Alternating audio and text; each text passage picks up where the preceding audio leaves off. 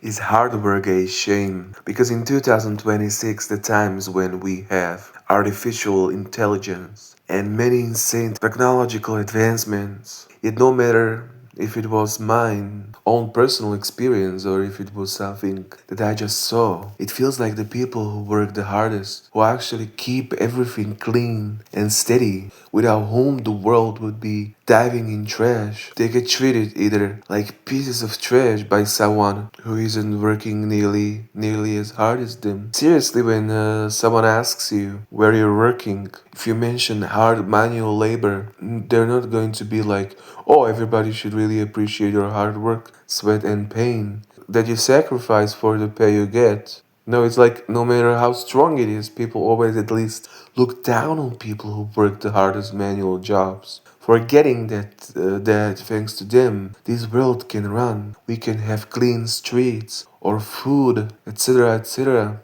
It just feels like even though we live in 2026, it just still feels like monarchy. Monarchy instead of democracy, because the way some hardworking people are treated in either factories, not like human beings. It's all this disgusting human ego behind it. Many hardworking people without whom this world wouldn't even function and would crumble. These people, these hardest working people, get treated like pieces of shit that is in jail and not in work, or just a tone that is automatically changed when someone is in higher hierarchy, higher in the leaderboard. And it's like so mind-bending how this world doesn't respect hard-working people, working their hardest to provide their families, sacrificing everything, and how we look down on people just because they're not in power as much as someone else, etc.